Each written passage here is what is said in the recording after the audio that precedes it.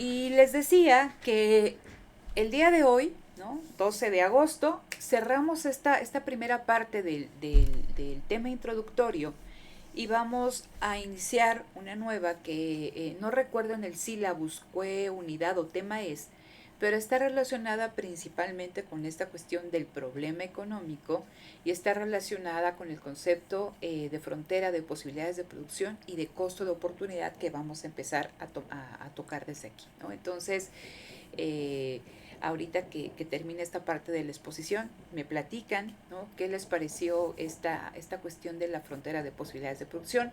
Si bien recuerdo, muchos de ustedes me comentaron que ya la habían empezado, o al menos en términos conceptuales, a revisar en sus huellas pasadas, y ahora vamos a continuar reafirmando el concepto y vamos a realizar una serie de ejercicios, ¿no? Entonces, el modelo de frontera de posibilidades de producción es uno, ¿no? Al igual que el de la asignación de los recursos en el flujo circular del ingreso, ¿no? Son de los modelos más sencillos que ustedes van a empezar a revisar aquí en la licenciatura, ¿no? Ya después, más adelante, van a ir avanzando con otro tipo de modelos, pero estos son los modelos básicos, ¿no? Entonces, ya a partir de aquí ya vamos a empezar con una gran cantidad de ejercicios, ¿no? Y bueno, se pone interesante.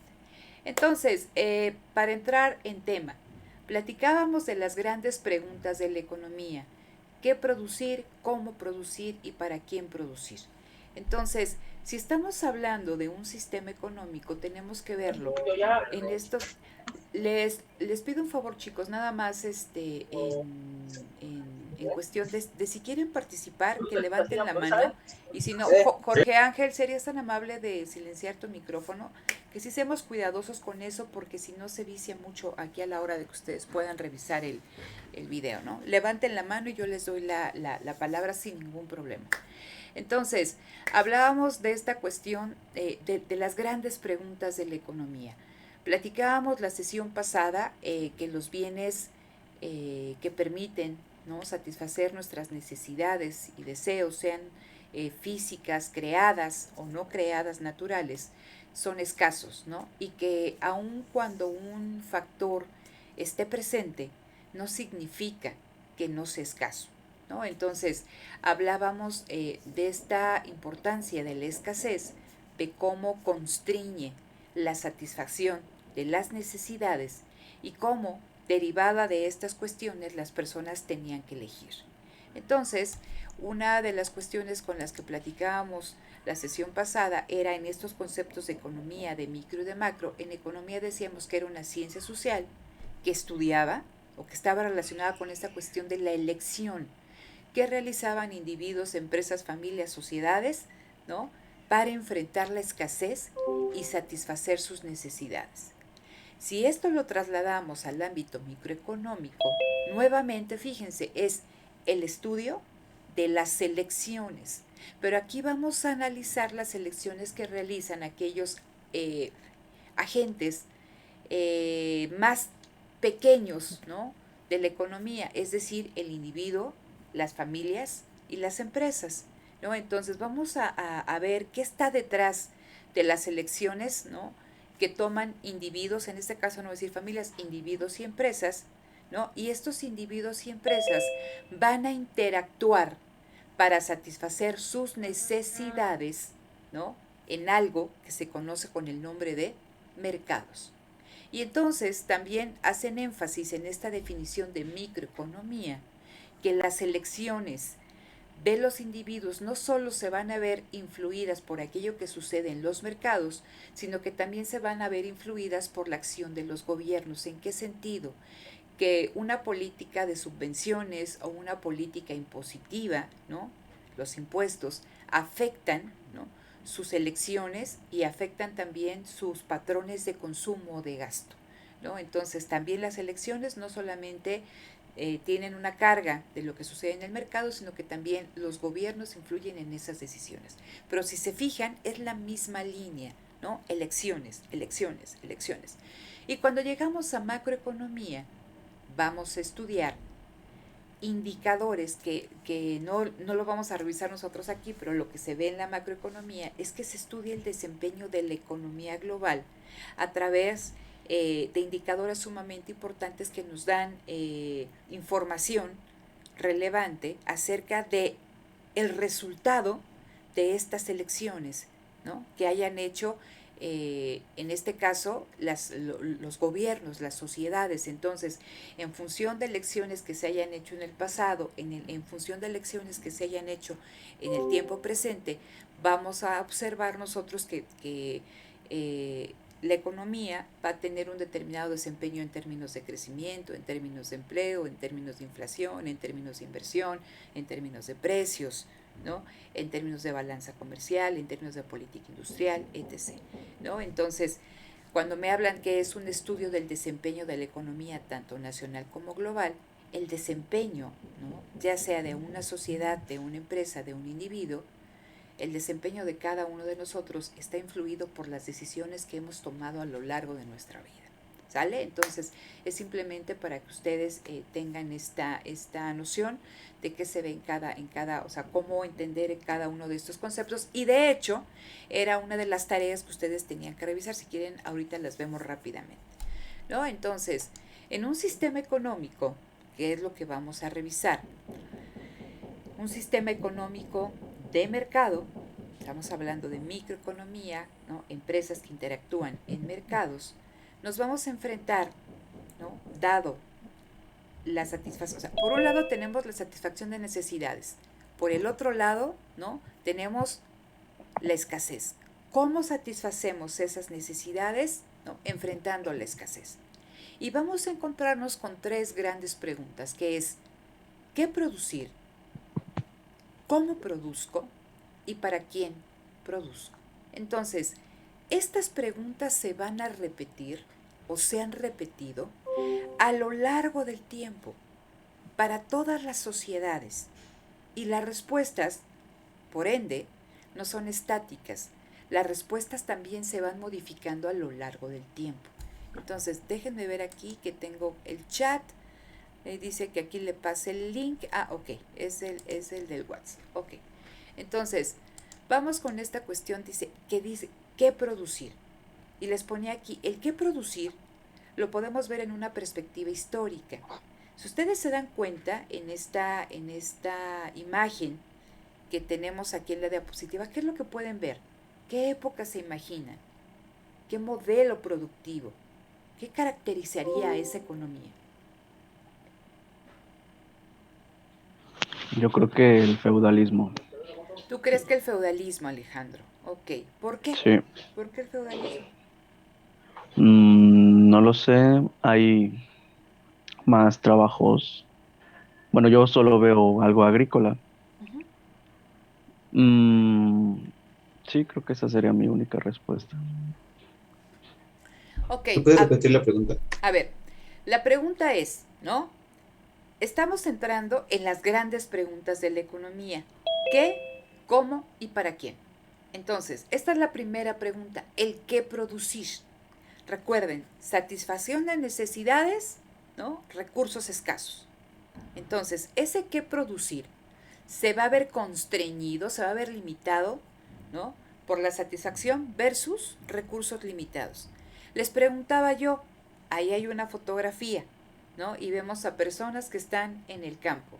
Y Alejandro me dice que para él, o sea, yo les preguntaba, ¿dónde podemos ubicar esta imagen? Y dice, pues que en el feudalismo, pues le pregunto que por qué el feudalismo, me dice, pues que porque ve personas en el campo, ¿no? A alguien más, ¿dónde podemos ubicar históricamente esa imagen?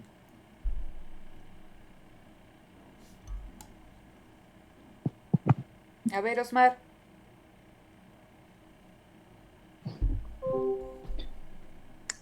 Yo creo que en, pues sí, me parece que es como en esos días del feudalismo, cuando se producía para alguien, este, y como que solo se especializaban en algo ciertas personas y era lo que les demandaba alguien que produciera.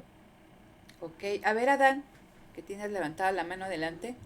Eh, mm, sí, se puede decir que es parte del feudalismo, pero yo creería que es todavía como hasta 1800 o 1850 por la ropa que están utilizando y que realmente no se ve que sea, que haya alguien feudal, sino realmente se ve pues que ellos están trabajando. Puede ser que sea producción de ellos o lo vayan a vender, pero yo más por la ropa que están utilizando creo que es hasta, puede ser hasta 1800 o 1850. Ok, consejo, ¿no? Para todos. No tengan miedo de participar, de verdad. Eh, Les decía, aquí todos estamos en igualdad de condiciones. Ojalá los que estén en posibilidad de hacerlo abran cámara. Les digo, es bastante cansado ver cuadritos, cuadritos, cuadritos, cuadritos. Ya llevo viendo cuadritos casi más de un año, entonces de verdad, aquellos que puedan se los agradezco. Se trabaja mucho mejor, ¿no? Porque vas identificando si se entiende o no se entiende. Entonces los invito a que lo hagan. Aquellos que no estén en la condición de hacerlo, no lo hagan. Aquellos que lo puedan hacer, de verdad se los agradecería mucho. Entonces, segunda cuestión importante, no piensen tanto lo que van a decir, ¿no? A veces le tratan de meter tantas cosas para que se escuche más interesante la respuesta. No, a veces las cosas son muy simples. Fíjense, cuando estamos viendo estas personas, más que históricamente, como decían, ¿puede ser el feudalismo? Sí, puede ser el feudalismo. Eh, Me decía su compañero, pues yo no veo nada que me diga feudal, simplemente veo personas trabajando en el campo. Entonces, ustedes se dan cuenta, ¿no? Estas personas están trabajando en el campo. Esto nos podría hablar tanto de feudalismo como nos podría hablar de el porfiriato en las haciendas, ¿no? ¿Por qué? Porque estamos hablando que el trabajo es netamente agrícola, es una sociedad agrícola. Entonces, el qué producir, ¿no? Es una sociedad cuyo sistema productivo está fundamentado en el trabajo de la tierra. Entonces, bajo ciertas condiciones, ¿no? De dotación de recursos, bajo esta cuestión, la tecnología pues no se ve absolutamente nada avanzada. Las condiciones para producir pues son limitadas. Entonces, bien podemos estar hablando de una economía de corte feudal, bien podemos estar hablando de estas economías donde era un modelo productivo primario exportador, o la Alan, ¿no? Un modelo primario exportador. ¿Eso por qué? Porque está basado en el trabajo del campo. Sin embargo, pensemos en el feudalismo, el qué producir ha ido cambiando a lo largo del tiempo, ¿sí? Entonces, hay diferentes, entonces, esto puede haber sido Alemania, ¿no? En el siglo XIII, pero ahora Alemania ha tenido una evolución histórica en el que producir. Y Alemania, a pesar de que en ese momento, en el siglo XIII, haya sido, y bueno, y que no era Alemania, porque eran reinos ahí, pero hablemos de Alemania como tal, ¿no? Que en ese entonces haya sido mayoritariamente agrícola no quiere decir que ahora lo siga siendo. Entonces ahora este país se caracteriza por una innovación importante, por altos niveles tecnológicos, por estar exportando maquinaria, o la dan, por estar exportando maquinaria, ¿no? Herramientas, cuestiones tecnológicas al mundo. Entonces, lo importante que ustedes observen es que el qué producir va evolucionando a lo largo del tiempo. Y que también, y les decía, nuestro desempeño depende de decisiones que hayamos tomado en el pasado, y nuestro desempeño futuro va a depender de decisiones que hayamos tomado el día de hoy. Entonces, las economías también toman decisiones, algunas buenas, algunas malas. Y entonces, el por qué México en este momento está sufriendo por escasez de vacunas, que no somos capaces, ¿no?, de tener un instituto que esté generando algo tan prioritario, se debe, ¿no?, a decisiones pasadas que empezaron a desmantelar todo un sistema que tenía Birmex para la producción de vacunas, y que se decidió en un momento que era más barato comprar que producir. Entonces, decisiones pasadas, vas, ¿no?, estableciendo un patrón, y te encuentras que en 2021, ante una epidemia, pues tienes desmantelado todo un sistema de salud, no solamente en cuestión de atención hospitalaria, sino también en cuestión, ¿no?, de la producción de vacunas. En el caso imagínense ustedes el caso de China, que de repente vemos a China y que encontramos, híjole, ¿de dónde surgió China? ¿No? Y que tenemos a China, o sea, ya es uno de los grandes jugadores, ¿no?, internacionales, no solamente en cuestión productiva, sino en cuestión financiera, ¿no? Y esa gama de productos chinos que ahora encontramos que tienen un alto contenido tecnológico de innovación, se debe a decisiones que han tomado en el pasado.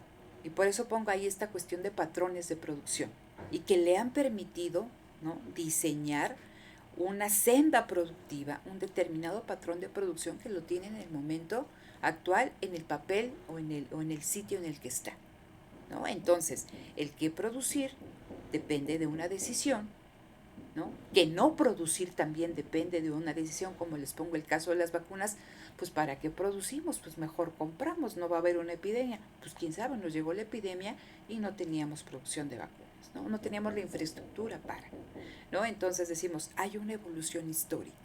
El que producir va, ¿no?, evolucionando a lo largo del tiempo, y también el que no producir. Y podemos ver, ¿no?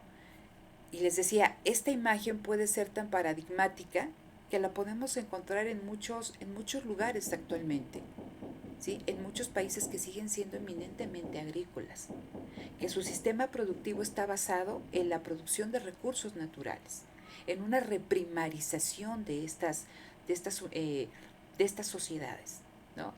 Más ahora, con toda esta lucha que se está dando actualmente por el agua, que se está dando por los minerales, ¿no? Toda esta cuestión de la minería a cielo abierto, estamos hablando de litio, ¿no? Se busca que reprimarizar a este tipo de economía. Son cuestiones que se tienen ustedes que empezar ahí a cuestionar, ¿no? Entonces tenemos el qué producir. La siguiente pregunta, el cómo produzco, ¿no?, también ha evolucionado a lo largo del tiempo. Entonces, no es lo mismo producir como están produciendo estas personas. Si ustedes se dan cuenta, ahí se ven sus aperos de labranza, ¿no?, que no tienen nada de sofisticación. Aquí pensamos que quizás estos aperos son de metal. El metal era sumamente caro, ¿no? El hierro era caro, entonces eran básicamente instrumentos de labranza mayoritariamente de madera, y lo que ya tenía eran las cuchillas, algo de acero, pero eran de madera porque era muy caro. Y entonces, dado, ¿no?, los instrumentos con los que producían, la productividad de este trabajo agrícola pues era sumamente limitada. Requería, ¿no?, muchas personas que estuvieran trabajando de sol a sol, y la productividad entendida, ¿no?, como el producto físico, ¿no?, de una persona o de este grupo de personas en un tiempo determinado, pues también era pequeña. Entonces, no es lo mismo producir de esta manera a como se produce, ¿no?, en Estados Unidos, en toda esta zona donde se siembra trigo, cebada, ¿no? Entonces, que tenemos tecnología aplicada a la agricultura que nos da como resultado grandes cantidades de producto. Entonces, ¿cómo producir? Y eso también, si lo vemos en términos macroeconómicos, nos va a dar diferentes desempeños económicos. Y ahora, el cómo producir no es igual, ¿no?, ni para todas las empresas ni para todas las sociedades.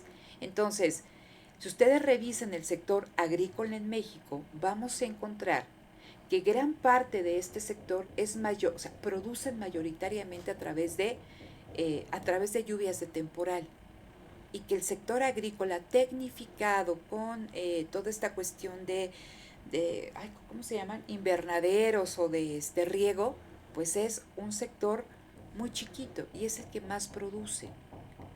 Y mientras, ¿no?, grandes extensiones de tierra no tienen acceso a eso, un montón de personas no tienen acceso a eso, y entonces sus técnicas productivas son más limitadas y por ende su productividad también lo es, ¿no? Entonces, no porque estemos hablando de un mismo sector, el cómo producir es igual.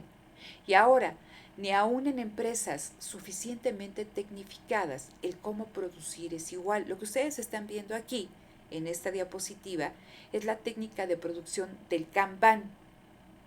Dependiendo a dónde se van a ir, el Kanban es un método de producción que saca Toyota. ¿no? Y es la fábrica mínima, el cero inventarios, etc. Entonces estamos hablando que es una opción que encuentra una empresa armadora de automóviles para producir y obtener beneficios. Pero esa técnica de producción la desarrollan ellos. Y tenemos a Ford, que tiene otra lógica de producción totalmente diferente a esta del Kanban, que responde a una coyuntura interna y externa a la empresa. Entonces, ni aún, ¿no?, entre empresas armadoras de automóviles, las técnicas son iguales. Esto es interesante porque ustedes revisan la historia industrial, cuando vean, ¿no?, toda esta cuestión de la forma de producción taylorista o fordista, más en el taylorismo, se identificaba como que había una única forma de hacer las cosas, el one best way, ¿no? Y esa única forma de hacer las cosas era la mejor y se tenía que socializar, ¿no? La mejor, o sea, la forma para hacer las cosas era solo una y había que encontrarla y había que hacerla socialmente transmitible a todas las empresas, ¿no? Eso no es así. No necesariamente hay un único camino para llegar a algún lugar. Pueden existir distintas vías. Y aquí estamos hablando de innovación. Entonces, el cómo producir, ¿no?, también tiene detrás innovación. Y finalmente, el para quién producir, ¿no? Ustedes van a encontrar en esta teoría microeconómica una cuestión importante. Cuando veamos el tema de demanda, dice, a ver, alguien que demanda, ¿no?, se basa en 3 razones. La primera es que tiene la necesidad, la segunda es que tiene un plan de compra y la tercera es que puede comprar. Entonces, ¿para quién producimos? Si ustedes revisan el concepto de empresa, también se dice que la empresa es una entidad, ¿no?, una organización que, ¿no?, transforma insumos, materias primas en bienes o en servicios, ¿no?, y entonces que su función es satisfacer necesidades, pero no satisface las necesidades de todos, satisface las necesidades de quién, de aquellos que pueden comprar. Entonces, ¿para quién producir? ¿No? Yo siempre les pongo el ejemplo, ¿no? Todos quisiéramos en esta etapa de pandemia pues no tener que ir a la escuela, que en ese momento no lo estamos haciendo, ¿no? Ya no sé si el siguiente año lo haremos o no, el siguiente trimestre, ¿no? Pero nos gustaría ir en nuestro auto propio. Pero si no tenemos, pues tenemos que tomar el metro, el metrobús, el micro, o si ya nos va bien, y pues el Uber, pero no sabes quién se subió, ¿no? Entonces dices, a mí me gustaría tener mi auto propio, pero no lo tengo la necesidad, sí. Ustedes pueden pasar por donde están las distribuidoras y algunas de ellas tienen ahí afuera un terreno, un estacionamiento enorme con un montón de unidades ahí, ¿no?, que están esperando venderse. Está la necesidad, hay excedente, entonces, ¿por qué no casa? Porque esas unidades están pensadas para venderse para quien lo puede pagar. Y a pesar de que tengamos la necesidad, si no podemos pagarlo, pues nos quedamos con esta necesidad. Entonces, nuestra escasez, ¿no?, de ingresos o monetaria no nos permite satisfacer una necesidad. Entonces, se produce, ¿no?, para aquellos que pueden comprar. ¿Sale? Entonces, eso es muy interesante, ¿no? Entonces, también esto de para quién producir, y aquí nos dice PIB por ingreso, está muy relacionado con esto, chicos, con el que qué producimos. No es lo mismo el ingreso que puedan tener economías industrializadas, tecnificadas, que los productos que venden tienen un gran contenido de innovación, a economías eminentemente agrícolas, cuyo valor agregado, ¿no?, que esté contenido en los bienes o servicios que ofrecen es muy bajo. Entonces, ello condiciona ¿qué? Ello condiciona su ingreso y con ello lo que puede comprar la sociedad como tal y los individuos, ¿no?, que viven ahí.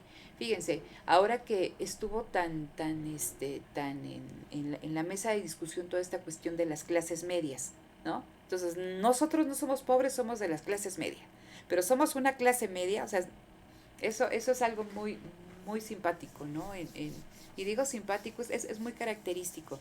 Si ustedes revisan ahí cuestiones de historia económica, en época de crisis, ¿no? Y si vemos a las diferentes clases sociales segmentadas por ingreso, pues lo que menos queremos es sentir que nos toca la pobreza y siempre queremos asemejarnos más a la clase inmediata superior. Entonces vamos a tratar de, en esta cuestión de la cosificación de las cosas, de tener cosas que nos hagan sentir que pertenecemos a un segmento, ¿no? De ingreso que no necesariamente es el de nosotros. Entonces tenemos toda la ropa que compramos quizá en Liverpool, pero la debemos y la vamos pagando en 24 meses, o el iPhone, no sé en qué versión vaya del iPhone, entonces ya con el iPhone ya me siento que vivo en la Condesa, pero también lo debo, ¿no? Entonces esa es la clase media mexicana, ¿no? Que tiene cosas, que tiene un auto, que tiene una casa con hipoteca, que tiene un auto que lo sacó a 48 meses, ¿no? Y que todo debe. Si ustedes, ¿no?, lo comparan con la clase media en Alemania, es una clase media que sus ingresos les permiten vivir bien y que les permiten viajar por el mundo.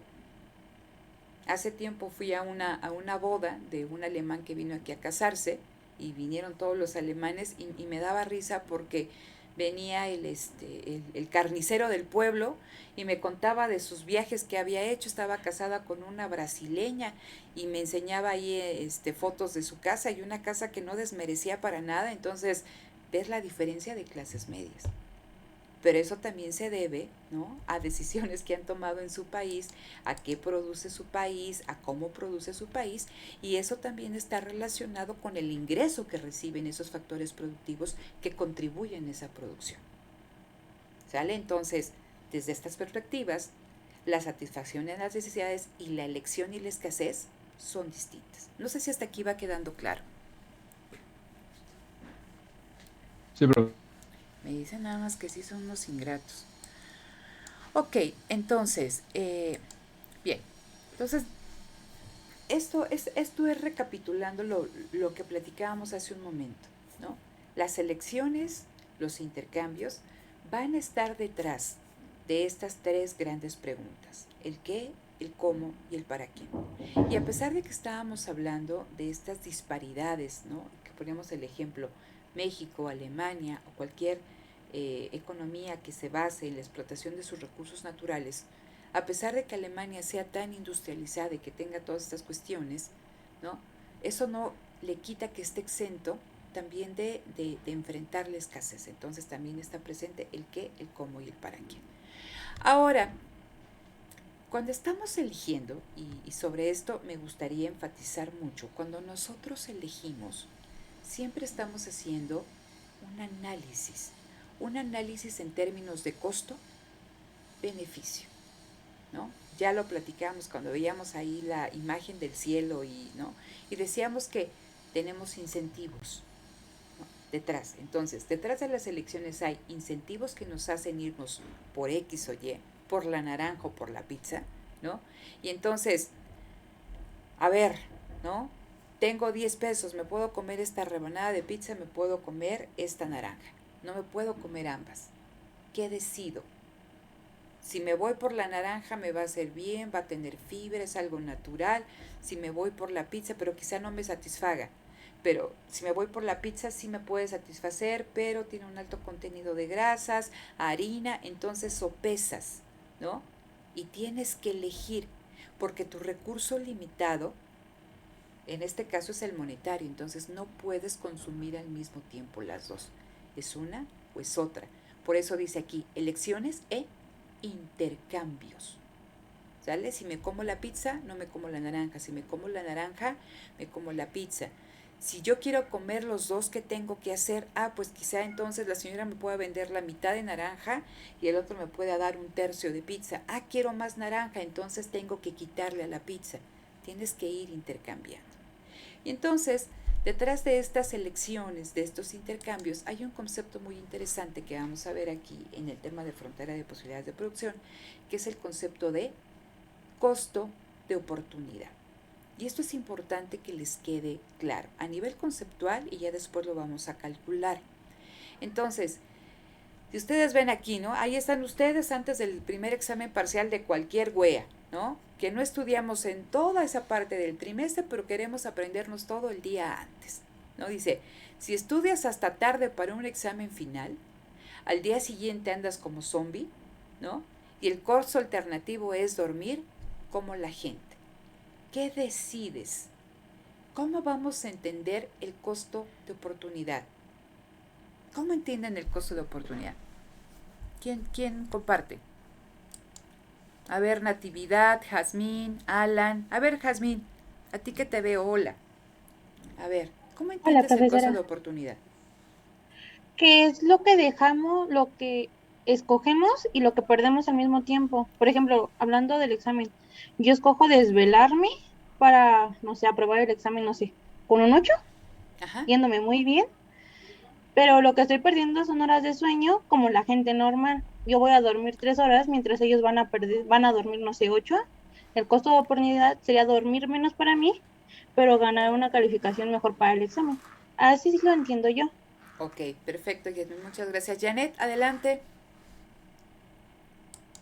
Bueno, yo entiendo que es algo a lo que debemos renunciar para obtener algún beneficio. Ok, renuncia es algo a lo que tenemos que renunciar. Pero renuncias a qué, Janet. Eso está bien lo que tú me dijiste, ¿no? Así como dice Yasmín, ¿no? Dice, bueno, yo prefiero, ¿cómo se llama? Desvelarme, pero quiero sacar 8 en el examen. O a eso le tiro a sacar 8, ¿no? Ella me puso aquí versus dormir. Tú me dices, es algo a lo que renuncio. Cuando vemos esta cuestión del costo de oportunidad, como definición de manual nos dicen, es la segunda mejor opción a lo que nosotros renunciamos. ¿Qué es lo que nosotros más valoramos? En este caso es estudiar o descansar, ¿no? Y entonces, si Yasmín decide, a ver, yo voy a estudiar 1 hora, todos los días. No me es suficiente, saqué 5 en el examen, voy a estudiar 2, voy a estudiar 3. Pero decíamos que hay una cuestión limitada que es ¿qué, Yasmín? ¿El qué? ¿El costo de oportunidad? No, No, imagínate, ¿cuántas horas tiene el día? 24. 24. Entonces, son tus clases que te llevan, ¿qué? ¿5 horas al día? Ujú. 5 horas, ¿no? Entonces, todos los días voy a estudiar 1 hora. Repruebo el examen, pues lo voy a subir a 2, lo voy a subir a 3, a 4.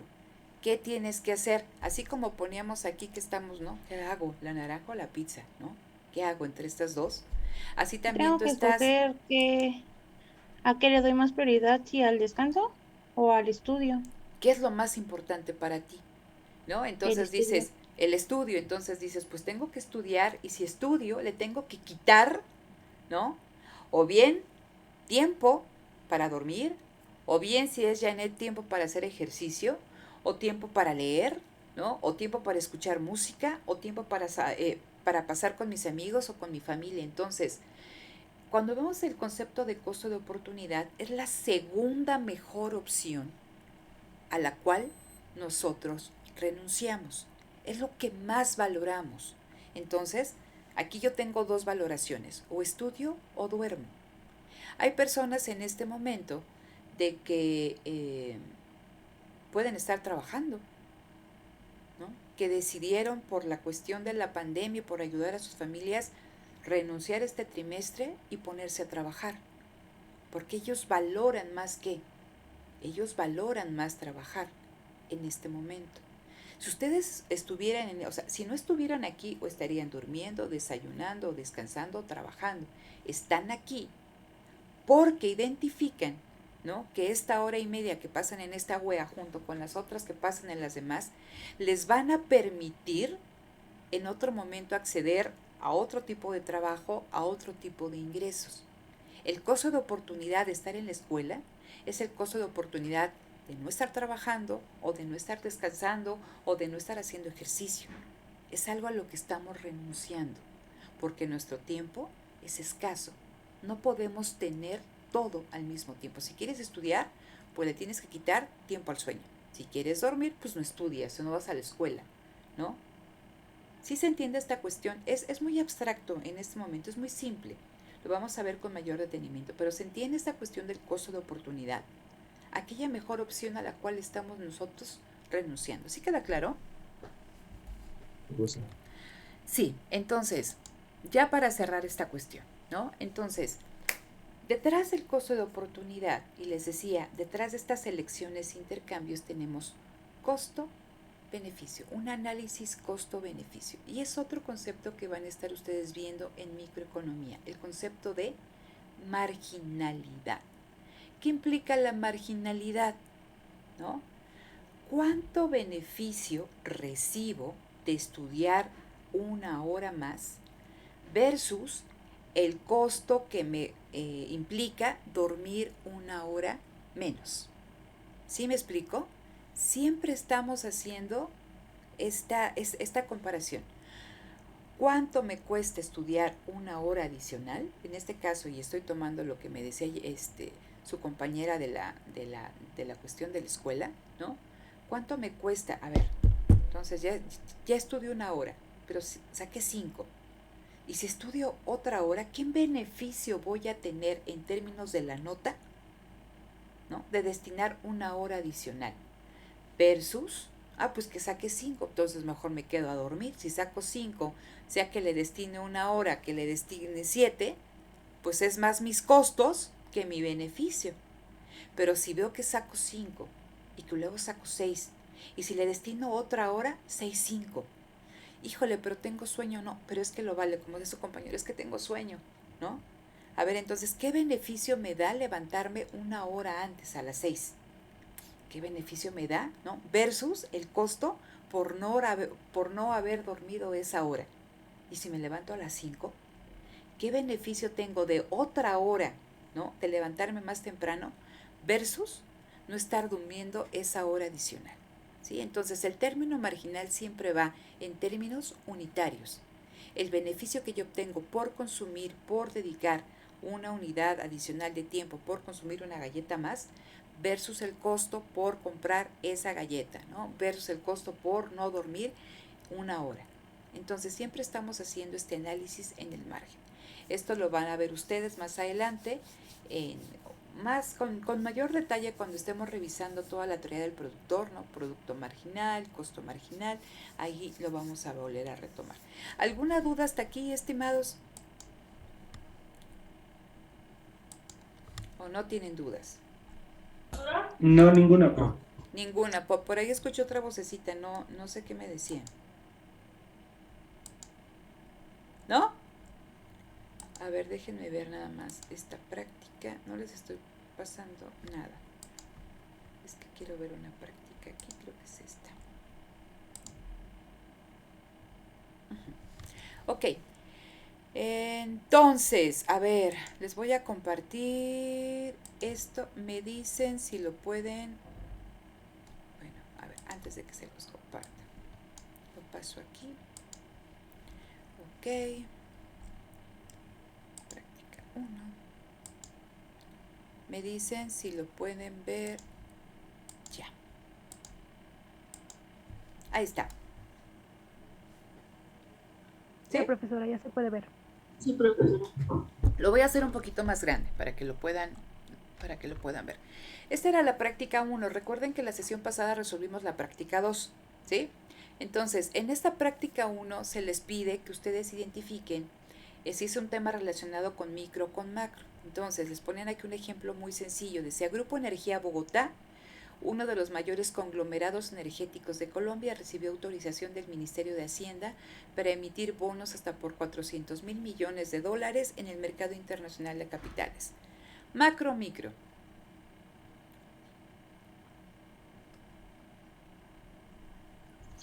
Micro, ¿no? Micro. Alguien dijo micro, pero alguien dijo macro. ¿Por qué micro y por qué macro? Yo dije micro porque estamos hablando, si bien una inversión, bueno, estamos hablando de la economía de una sola empresa, de un solo factor económico. Bueno, un solo actor económico, Ok, no del conjunto de actores económicos. ok, Adán. ¿Alguien más? ¿El que dijo macro? ¿Por qué dijo macro? Porque repercute, de una u otra forma repercute en la economía global de todo el país. O sea, yo pienso que sí, siendo una sola empresa, sí se puede considerar como micro, pero al repercutir a grandes rasgos también en toda la economía global, pues se puede tomar también como macro. Ok, fíjense. Recuerden lo que nosotros dijimos en las definiciones de micro y de macroeconomía. Hablábamos que en microeconomía analizábamos las decisiones, ¿no?, de familias y de empresas. Y que en el caso de macroeconomía nos iba a dar información del desempeño, ¿no?, en este caso, de las economías o de las sociedades. Entonces, el desempeño, ¿cómo mido el desempeño? El desempeño lo voy a medir en términos de crecimiento económico, de desempleo, de inversión, ¿no?, de innovación, de precios, ¿no? Entonces, son información de cómo se está comportando, ¿no?, esa sociedad. Si nosotros revisamos este ejemplo, me dicen, desde ahí va, Grupo Energía Bogotá. Entonces, Grupo Energía Bogotá es una empresa. Dice, es uno de los mayores conglomerados energéticos de Colombia. Entonces estamos analizando que, a pesar de que me digan es un conglomerado energético, estamos hablando de que es una empresa que integra, ¿no?, a otras empresas dentro de ella, es un conglomerado. Entonces me dice que recibió autorización del Ministerio de Hacienda de su país para emitir bonos que le permitan financiarse, ¿no?, e implementar un determinado proyecto de expansión, no sé qué tenía pensado Grupo Energía Bogotá. Estamos hablando de de qué está decidiendo, o sea, una decisión de una empresa. ¿Por qué no es macro, Daniel? Porque si fuera macro, tendríamos que estar hablando, ¿no?, del desempeño que han tenido Colombia en el sector energético, que puede ser resultado, ¿no?, del funcionamiento de sus empresas y de lo que haga la misma empresa si hay un sector, el mismo Colombia, si hay un sector público. Pero en este caso, me están hablando en específico de una empresa y de la decisión que está tomando una empresa, ¿sí? Entonces, si quisiéramos hablar de macro, tendríamos que ver de cuál es el comportamiento, qué variable me habla del sector energético en Colombia. Entonces, este ejemplo es un ejemplo de un análisis microeconómico. ¿Sí queda claro? Aquí dice, es un análisis microeconómico, pues examina el comportamiento de una empresa. Después, fíjense, la panameña Copa Airlines reporta caída del 16.9% en ganancias netas del primer trimestre y pospone pagos de dividendos. América Economía, mayo de 2020. ¿Análisis de qué tipo? ¿Micro o macro? Micro. Micro. Sí, es microeconómico. Micro, porque estamos hablando de una empresa, Copa Airlines, ¿no?, que es una empresa que se dedica a la aviación, y aquí nos dice, ¿no?, qué ha pasado en esta empresa, ¿no? Nos dice que se cayeron sus ganancias, que toma una decisión y que pospone el pago de dividendos a los accionistas. Segunda, dice Cristalina Georgieva, jefa del FMI, pide cooperación para combatirla en pandemia e impulsar la economía. América Economía, mayo de 2020. ¿Micro o macro? Macro. Macro. Macro, porque me dice, tenemos que impulsar la economía, ¿no?, y la economía global. Dice, el FMI se pide cooperación para combatir la pandemia e impulsar la economía. Eso es macro. Si dijéramos, ¿no?, en este análisis positivo y normativo, ¿es un análisis positivo o un análisis normativo? Normativo. Recuérdense que positivo es lo que es, normativo es lo que debe ser. Entonces, es un análisis normativo porque ella está pidiendo cooperación. ¿Para qué? Para combatir la pandemia, ¿no?, e impulsar la economía. Es su opinión. ¿Sale? No hay ningún dato duro que lo respalde. Ella dice, es que hay que cooperar, lo que debe de ser. Después, producción industrial de Argentina se desploma 16.8% interanual en marzo. La caída del indicador se registra en momentos en que el país se encuentra en recesión con una alta inflación y cuarentena obligatoria que frena la actividad productiva. ¿Micro o macro? Micro, Micro, ¿por qué Macro. micro, Quetzalcóatl? porque solamente está demostrando datos de Argentina, Ujú.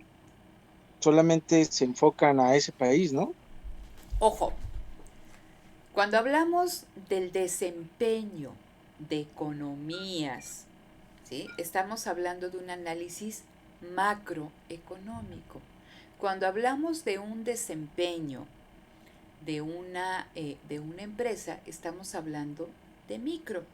Aquí me dicen, la producción industrial de Argentina se desploma 16% en marzo.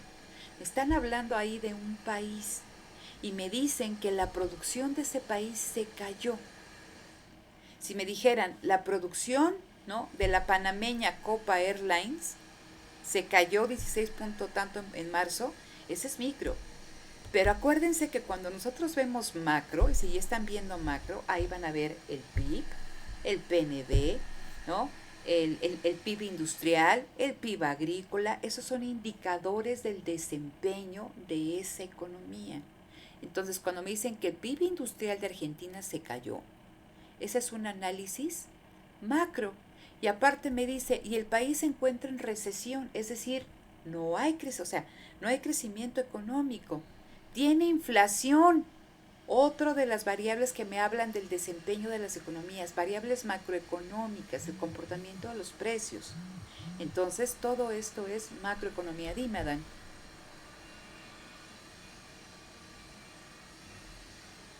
Está silenciado. Él iba a preguntar algo, pero estoy viendo que abajo hay una pregunta que justamente va a hablar de eso, entonces pues, de todos modos se va a resolver. Ok. Después, aquí en la pregunta 4 dice, Zoom implementa contraseñas para todas las reuniones y adquiere empresa para reforzar su seguridad. Micro o macro. Micro. Micro, Micro. porque Micro. me hablan de una empresa que es la empresa que está detrás de Zoom. Me dice que tomó una decisión de poner contraseñas para todas sus reuniones y que está adquiriendo una empresa para reforzar su seguridad. Es una decisión que toma una empresa. Está eligiendo en sus diferentes elecciones de adquirir, crear, no crear. Esa es la elección que está tomando. Entonces eso es micro.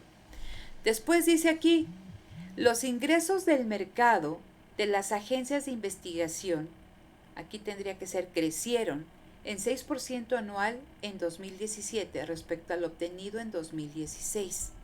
Micro o macro. Macro. Macro. ¿Por qué macro? De hecho, bueno, esa era Micro. Es micro, ¿no? ¿Quién dice micro por qué? ¿Quién dice macro por qué? Así como sus hermanitos primos. ¿Y por qué? ¿Y por qué? ¿Por qué es yo micro y tenía, por qué es macro? yo justamente tenía la duda en ese tipo de preguntas, porque según yo es un conglomerado de empresas, no hablan de una sola, de un país en general. No sé si por eso sea macro, porque no habla de una empresa en general, sino el conglomerado de muchas que afecta en general la economía. Fíjense, un micro... Pero Ajá, los escucho. no estoy seguro, pero creo que es micro porque habla del mercado, ¿no? Como tal. Y bueno, cuando yo leí Parkin decía que era la interacción entre individuos y cómo estos afectan en el mercado. Ok, fíjense. Cuando ustedes ven macro y ven micro, nosotros podemos ver aquí el mercado de celulares, podemos ver el mercado de palomitas de maíz, el mercado de micrófonos, el mercado de tablets, el mercado de pizzas de la colonia Azcapotzalco, ¿no? Eso es micro. Pero cuando vemos macro, vemos mercado, pero no es el mercado, así como lo que estamos platicando, es el mercado de bienes y servicios, ¿sí? Es la agregación de todo, o sea, en ese mercado de bienes y servicios están contenidos el mercado de palomitas de maíz, de bicicletas, de laptops, de pizarrones electrónicos, de computadoras, de celulares, de anteojos, de audífonos, de lo que ustedes gusten y manden. Estamos hablando que aquí tiene nombre y apellido y allá es el mercado de bienes y servicios. Entonces, en este ejemplo me dicen, los ingresos del mercado, y aquí viene con nombre y apellido, de las agencias de investigación, crecieron 6% anual. Entonces estamos hablando que es un análisis microeconómico, pero es por esta cuestión. Si me hablaran del mercado de bienes y servicios, entonces sí es macro. ¿Sale? ¿Sí se entiende? ¿Sí, Adán, o no? Porque te veo así como que dubitativo. Sí. Ok, entonces después ustedes tenían que buscar dos noticias. ¿Quién me dice una noticia micro y quién me dice otra noticia macro para darle velocidad a esto?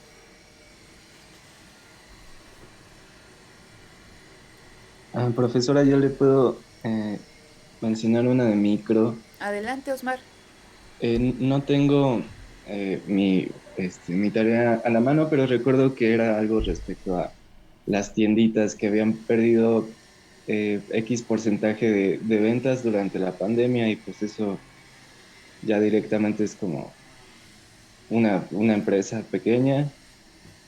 Digo, no por eso deduje que era micro, pero pues si se trata de una empresa, pues por eso decidí ponerla. Ok, está bien, está bien. ¿Alguien más? Un ejemplo macro. ¿Nadie? No sean ingratos. A ver, Alan. Aquí tengo en mi tarea. Adelante. Una macro. Que sería: inversión extranjera en América Latina no lograría un crecimiento superior al 5% este año, según la CEPAL. Ok, esa está bien y es macro. ¿Por qué? Porque nos está hablando, ¿no?, de toda una región, América Latina, y nos está hablando de la variable inversión, ¿no?, que nos habla de desempeño, ¿no?, de una economía, de una región. Entonces es macro. Adelante, Janet. Bueno, yo en macro puse PIB de México avanzó 1.5 en el segundo trimestre del 2021. Registra rebote anual histórico de 9.6.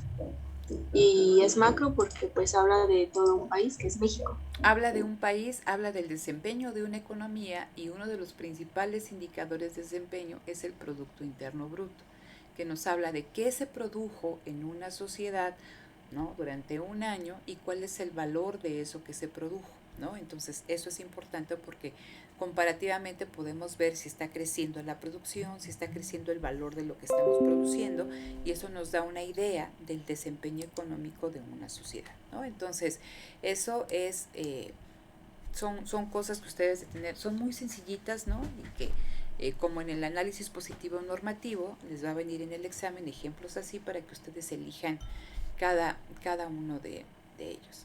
Entonces, vamos ahora a entrar con la siguiente parte del curso, y que es esta cuestión del problema económico. No sé si lo pueden ver. Sí. Entonces, el problema económico, ¿con qué se relaciona? El problema económico se relaciona con la satisfacción de necesidades, vinculado con la cuestión de la escasez de los factores productivos. ¿Cómo satisfacemos nuestra necesidad versus cómo enfrentamos, ¿no?, la escasez? Entonces, en esta cuestión del problema económico, vamos a encontrar una serie de conceptos que son relevantes y que es importante que ustedes los entiendan. El primero, frontera de posibilidades de producción, ¿no? Entonces, siempre vayan, cuando ven un concepto, quizá para que lo entiendan de una mejor forma, es importante identificar las palabras que lo integran. Entonces, aquí tengo frontera, tengo posibilidades y tengo producción. Si yo me centro en la palabra frontera, ¿qué es una frontera, chicos? Es algo que ¿qué? Algo que limita. Es algo que limita. Entonces, ya de entrada puedo entender a la frontera de posibilidades de producción como un límite, ¿no?, a lo que puede producir una economía, un país. Algo lo limita. ¿Qué lo limita? La escasez de los factores productivos. Y entonces, bajo esta lógica del costo de oportunidad, que si ustedes ven aquí también está presente, ese país, si tiene ¿no? Dice, bueno, pues únicamente puedo producir naranjas o pizzas, no puedo producir más, porque estoy limitado en tiempo, estoy limitado en las tierras para producir o naranjas o sembrar trigo o sembrar, ¿cómo se llama esta cosa que lleva la pizza? Tomate, ¿no? O bien utilizar esa parte de tierra para criar animales ahí, cerdos para más adelante hacer embutidos, no lo sé. Entonces, estamos hablando que dependiendo qué queremos producir, qué valora más esa sociedad, pues tiene que estar haciendo este costo de oportunidad, tiene que estar calculándolo, ¿no? Y tiene, por tanto, si ustedes ven este recuadro amarillo, dice, tiene que intercambiar. No puedes producir, o sea, en 24 horas no pueden dormir 24 horas y estudiar 24 horas. Entonces tienen que, ¿qué? Tienen que intercambiar una hora de estudio por una hora de sueño. Por lo tanto, renuncian a algo. Eso es exactamente lo mismo si lo vinculamos con la cuestión productiva. Si queremos producir, ¿no?, con los recursos que tenemos, pizzas y naranjas, y quiero producir más pizzas, pues necesariamente tengo que renunciar a la producción de naranjas. Y a medida que yo quiera producir más pizzas, pues tengo que estar asignando recursos que antes se iban a la producción de naranjas. Luego entonces tengo que seguir renunciando a esa cantidad de naranjas. Por eso me hablan de intercambio y de renuncia. Y después ustedes van a ver aquí un recuadro gris que dice eficiencia e ineficiencia en la asignación. ¿Por qué es este recuadro gris? Entonces, nosotros decimos, bueno, quiero producir más pizzas, ¿no? Por lo tanto, tengo que renunciar a las naranjas. ¿Cómo sé si estoy asignando adecuadamente?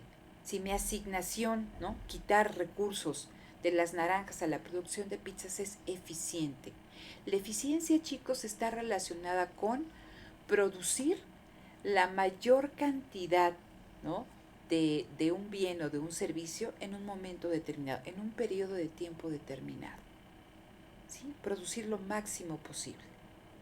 Entonces, todos estos conceptos, eficiencia, ineficiencia, intercambio, renuncia, costo de oportunidad, y más adelante ahí tengo en verde crecimiento económico, todos esos conceptos lo voy a poder observar a través de la frontera de posibilidades de producción. ¿Sí? Todos esos ahí los observamos. Más adelante este capítulo se cierra discutiendo los conceptos de ventaja comparativa y ventaja comparativa dinámica. ¿Sí? Entonces eso es acerca de en qué nos especializamos a la hora de producir, ¿no? Pero por el momento vamos a trabajar el primero, frontera de posibilidades de producción. Entonces, partimos de esto, ¿no?, lo que ya estuvimos platicando. ¿Qué enfrentan todas las sociedades? Todas las sociedades enfrentan límites, ¿no?, para acceder a recursos productivos, tanto tecnológicos como humanos. Entonces, imagínense que yo quiero abrir una empresa que se dedique a la innovación en Chiapas. El principal problema que yo me voy a enfrentar es al capital humano formado en cuestiones de innovación. Entonces dices, híjole, ¿no? O bien, yo me quiero ir a Sonora, pero en el lugar de Sonora, que a pesar de que hay tales, hay mano de obra capacitada, pues no tiene como que las vías de acceso que me permitan llegar todos los insumos que yo requiero. O bien, tengo capital humano, tengo tecnología, pero no tengo financiamiento. Entonces, llámense empresas, bueno, individuos, empresas, sociedades, todos se enfrentan limitaciones. Y por lo tanto, dado que los recursos son escasos y limitados, si queremos producir más de un bien, y por eso está aquí esta flechita hacia arriba, si queremos producir más del bien X, tenemos que dejar de producir menos del bien Y, ¿no? Piénsenlo en las horas de sueño.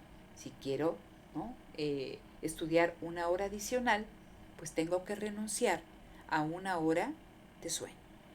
Entonces, esto lo vamos a ver con el concepto de frontera de posibilidades de producción, y me dicen, es un modelo económico. Recuerden lo que platicábamos la sesión anterior, que un modelo económico es una sea, yo voy a tratar de explicar la realidad, pero como estamos estudiando una sociedad, ¿no?, compuesta por millones de personas, ¿no?, con millones de bienes, pues yo no los puedo estudiar todos al mismo tiempo. Luego entonces voy a tratar de hacer una abstracción de la realidad. Y cuando ustedes revisen un modelo económico, cualquier modelo económico se va a sustentar en una serie de supuestos. Entonces, este es uno de los modelos económicos más sencillos, porque nos dice que una sociedad únicamente puede producir dos bienes, el bien X y el bien Y. Estoy haciendo una abstracción. Ese es mi principal supuesto, que esa sociedad únicamente puede producir dos bienes. Entonces, ¿puede ser irreal? Sí, pero también puede ser real, sí, porque puedo decir que el bien X son tasas y el bien Y son todos los demás bienes que hay en el mercado que no son tasas. Entonces, ahí los tengo contenidos, ¿no? Entonces, es un modelo económico porque estamos haciendo una abstracción de la realidad y nuestro supuesto es que esa empresa, o esa, mejor dicho, esa sociedad únicamente puede producir dos bienes. Y nos va a mostrar los límites, ¿no?, frontera, entre las combinaciones de bienes o servicios que se pueden producir y las que no se pueden producir. Le estoy dando aquí todo lo que nos puede dar este concepto. Muestra gráficamente el intercambio y la escasez. Y dice, también nos muestra todos los intercambios y debemos de estar conscientes que todos los intercambios implican un costo de oportunidad. Ok, entonces vamos aquí, ¿dónde está esto? Aquí está. Bien, entonces, esto es lo que estábamos platicando. Ustedes, y aquí les pongo, sí lo pueden ver, ¿verdad? El pizarrón. Sí. Ok. Entonces, ¿mandé? No, ahí. Que sí se ve bien. Sí se ve bien, gracias Lupita. Entonces, esto aquí viene la especificación ahí a pie de la gráfica, la fuente, ¿no? 2010 y ahí viene la página de la que se tomó, la página 32 que ustedes todos tienen en su libro. Tomé esto para que sepan de dónde me estoy, en dónde me estoy basando. Entonces, vamos con lo que acabamos de platicar. Me dice que esta cuestión de la frontera de posibilidades de producción la voy a ver de forma gráfica. Es una representación gráfica de una sociedad, de las posibilidades de producción de una sociedad. Por eso dice, aquí está, posibilidad, ¿no? Después, decíamos que hay un supuesto. Únicamente puede producir dos bienes. Aquí ya lo encontré. Entonces, esta sociedad, con los recursos que tiene, cuantitativa y cualitativamente, ¿sí?, en cantidad y en calidad, puede producir o pizzas o refrescos de cola. ¿Sí? Gráficamente, ¿cómo lo voy a ver? En el eje de las Y's, ¿no? Todo está en términos de cantidades. Entonces me dicen, el eje de las Y's me da la información acerca de los refrescos de cola en millones de latas, y en el eje de las X yo voy a ver, ¿no?, la cantidad de pizzas en millones de unidades de pizzas. ¿Sale? Entonces, ahí tengo mis supuestos. Y entonces, ustedes se fijan, tengo una serie de posibilidades, o que también se denominan con el nombre de combinaciones. Vamos a situarnos en la combinación A y en la combinación F. En la combinación A, que está aquí, ¿qué pueden ustedes observar? Es un extremo, ¿no? Entonces, en ese extremo me dice que si esa sociedad destina todos sus recursos a la producción de refrescos, puede producir ¿cuánto, chicos? 15 millones. Pero eso implica que ¿qué? Que no produzca ninguna unidad de pizza, ¿sí? Entonces, todos los recursos están destinados, o sea, financieros, humanos, tecnológicos, todo está destinado a la producción de refrescos. Y no se produce nada de pizzas. Vamos al extremo contrario, al F, a la combinación contraria. Ahí vemos que todos los recursos están destinados ¿a qué? A la producción La producción de pizzas. ¿no? Y que si yo destino todos los recursos que tengo en esa sociedad, puedo producir ¿cuántos millones de pizzas? 5. Pero no puedo producir ningún refresco. ¿Sale? Entonces, ¿qué va a pasar? Vamos a trabajar con el punto A y de ahí lo vamos desarrollando. Entonces, imagínense que esa sociedad, todos sus factores productivos están destinados a la producción de refrescos, pero necesita, o su sociedad valora, pues tener pues algo de pizzas para acompañar los refrescos. Entonces, ¿qué tiene que hacer esa sociedad? Tiene que hacer una reasignación de factores productivos. ¿Eso qué implica? Que tiene que quitar, ¿no?, trabajadores, maquinaria, tecnología, recursos financieros y empezar a crear, ¿no?, fábricas que produzcan pizzas. Eso implica que esa reducción de los factores que antes estaban destinados a la producción de refrescos, ¿no?, se quiten de ahí y se vayan al otro extremo, que es la producción de pizzas. Entonces pasamos de la combinación A a la combinación B. ¿Y qué pasa en esta combinación? ¿Qué es lo que ustedes pueden observar? ¿Aumentó la producción de pizzas? ¿Sí o no? Sí. Sí, porque no producía yo nada y ahora ¿cuánto produzco? 1 Un millón de pizzas. 1 millón. Pero ¿qué pasa en el caso de los refrescos de cola? ¿Sigo produciendo los 15 millones? No, fue disminuyó. Disminuyó. Entonces, ese millón de pizzas me costó, ¿no?, renunciar a 1 millón de ¿qué? A 1 millón de refrescos de cola. Entonces, por eso nos decía, ¿no?, en esa gráfica, que la frontera de posibilidades de producción nos muestra elección. Híjole, elijo producir 1 millón de pizzas, pero también nos muestra la renuncia, porque para producir esas pizzas adicionales tengo que renunciar ¿a qué? A cierta cantidad de refrescos. Ok, esa sociedad dice, valoro, necesito producir más pizzas. Entonces, ¿qué tiene que hacer? O sea, la sociedad detrás tiene que volver a reasignar factores productivos y pasamos a otra combinación de B a C. ¿Qué sucede de B a C? Aumenta nuevamente la producción de pizzas. Ese es el objetivo, seguir produciendo más pizzas. Sí, ahora ¿cuánto producimos? 2. Aumentó respecto al millón que antes estábamos produciendo. Pero ¿qué pasa en términos de la producción de refrescos, chicos?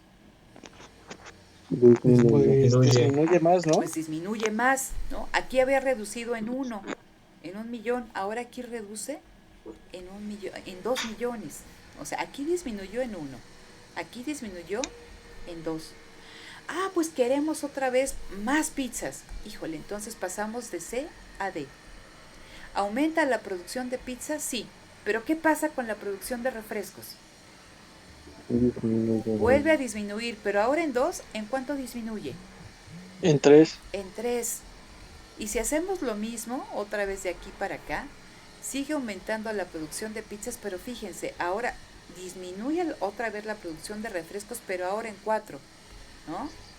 Y aquí ya prácticamente disminuye en 5, ¿sí? Entonces, ¿qué es lo interesante? Que aquí tenemos una renuncia y que a medida que nosotros, si queremos seguir aumentando la producción de pizzas, vamos a encontrar, y dice aquí, un costo creciente. Porque cada vez tenemos que renunciar. Primero renunciamos a 1 millón de refrescos, luego a 2, luego a 3, luego a 4, luego a 5. Hay un costo creciente. ¿Por qué?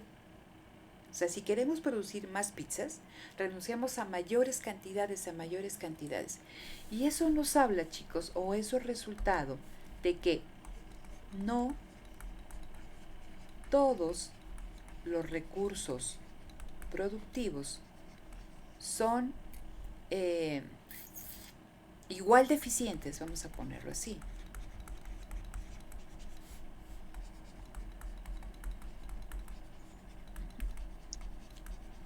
En todas las ocupaciones.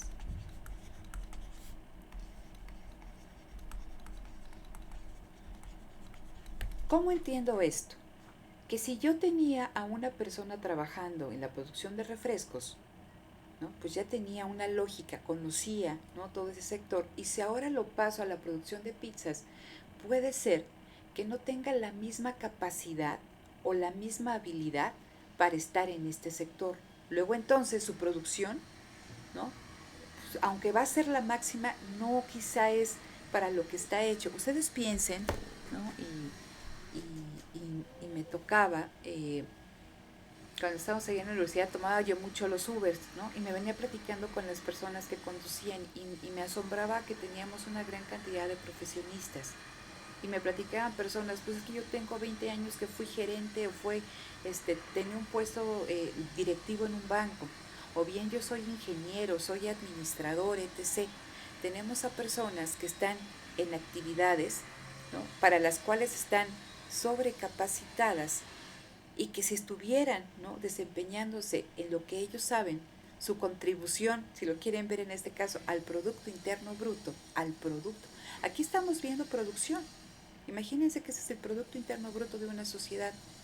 Su contribución al Producto Interno Bruto sería mucho mayor. Pero dado que están en una actividad que no necesariamente está vinculado con lo que ellos saben hacer, sí pueden estar produciendo, pero no producen lo que tendrían que estar produciendo. Por eso, detrás de este costo creciente, o sea, estamos haciendo ese traslape, ¿no?, ese paso de un sector para otro de los factores productivos. No todos los factores de producción son igualmente eficientes en todas las actividades, ¿no? Entonces, la forma de la frontera de posibilidades de producción nos habla de ese costo creciente, ¿no?, en el intercambio. Ahora, otra cosa que me gustaría ver rápidamente antes de que ya nos vayamos es, ¿se acuerdan que platicábamos también de que nos hablaba de la eficiencia o la ineficiencia en las combinaciones? Cualquiera de las combinaciones, llámese A, B, C, D, E, F, es decir, todas las que están aquí sobre la frontera de posibilidades de producción, son eficientes y alcanzables. ¿Qué significa? ¿No? Que a pesar de que haya un costo creciente de los factores productivos, yo tengo la certeza que todos están produciendo al máximo, ¿sí?, que no hay desperdicio de recursos, ¿sí? Entonces, todos los factores productivos, todas las asignaciones que se den y que queden sobre la frontera de posibilidades de producción son alcanzables y eficientes. Pero fíjense, vamos a hacer este ejemplo. Con esta, vamos a situarnos aquí y voy a borrar toda esta parte para que no se me confunda. Ok. Entonces, vean esta combinación, el punto E. Con los factores que tengo, me dice, ¿no?, en el punto E, la empresa cuánto puede, yo sigo con la empresa. La sociedad puede producir 5 millones de refrescos y 4 millones de pizza, ¿no? Dada esa combinación de factores productivos, que unos están en la producción de refrescos y otros en la producción de pizzas, se producen 5 millones de refrescos y 4 millones de pizzas. Es una combinación eficiente y alcanzable. Pero fíjense qué pasa en el punto Z. Vamos a sombrearlo aquí. ¿Cuánto estoy produciendo en el punto Z? Aquí está. ¿Cuánto estoy produciendo? 3 millones de pizzas. En Z, ¿no?, yo estoy produciendo 5 millones de pizzas, pero estoy produciendo 3 millones de refrescos.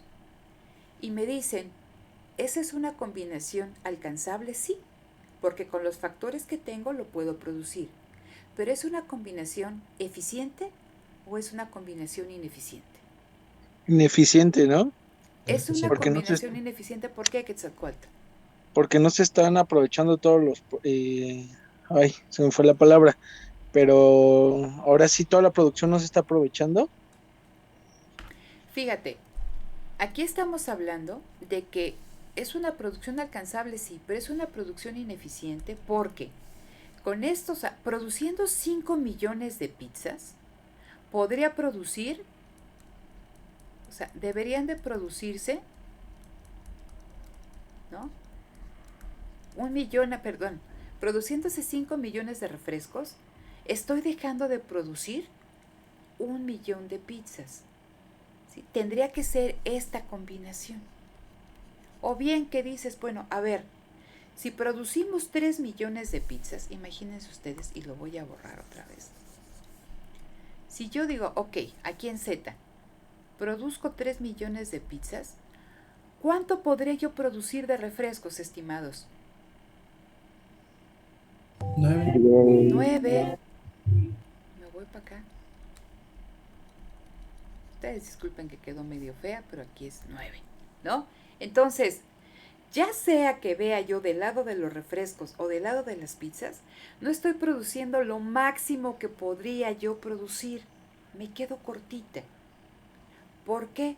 Pues porque puede ser que haya factores desempleados, no te me duermas, Alan, o porque haya factores como lo que estábamos platicando de los conductores de Uber, que son ingenieros pero están trabajando de Uber, entonces sí están contribuyendo al producto, pero su contribución no es la que debería de ser. Si todos estuvieran, ¿no? ¿Cómo se llama? Plenamente empleados en aquellas actividades que exploten todo su desempeño. Entonces, de aquí que, por nuevamente, no estoy borrando, estoy haciendo cosas que no. Entonces, nada más, recapitulando, todas las combinaciones que estén sobre la frontera de posibilidades de producción, aquí le voy a poner todo lo que esté sobre, no se ve ese, ¿verdad? A ver, con rojo. Todo lo que esté sobre la frontera de posibilidades son asignaciones eficientes y alcanzables. ¿Sale? Todas las combinaciones que estén dentro... Ay, no, este está muy feo. Este no es. Todas las combinaciones que estén dentro de la frontera de posibilidades de producción como Z, estamos diciendo que son combinaciones alcanzables, porque con los recursos que tengo las puedo lograr, pero son ineficientes. Ineficientes, ahí le pongo. Y me faltan otras que aquí dice inalcanzable. Imagínense que es el punto D, ¿no? Vamos a ponerlo, aquí lo voy a borrar y lo voy a poner aquí con azulito. A ver, imagínense que yo quiero producir 15 millones de refrescos con 5 millones de pizzas. Punto T. Está fuera esa combinación. ¿Sí? Entonces, todas las combinaciones que quedan fuera de la frontera de posibilidades son inalcanzables. ¿Por qué? Porque con los recursos que tengo, lo platicábamos aquí en la asignación A, si yo destino todos mis recursos a producir refrescos, pues puedo producir 15, pero ya no produzco nada más. Entonces, no puedo producir 15 millones de refrescos y 5 millones de pizzas. Algo tendría que pasar, y eso lo vamos a platicar mañana, algo tendría que pasar que me permitiera producir 15 millones de pizzas y 5 millones de refrescos. Entonces, cualquier combinación que quede fuera de la frontera de posibilidades de producción es una, ¿no?, asignación inalcanzable. No podemos decir que es ineficiente o ineficiente porque simplemente, ¿no?, es inalcanzable.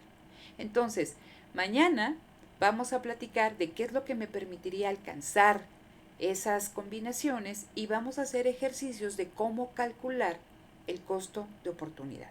¿Sale? Pero hasta aquí, ¿alguna duda, estimados? ¿No? ¿Todo claro? No. ¿Todo bien? Ok. Sí.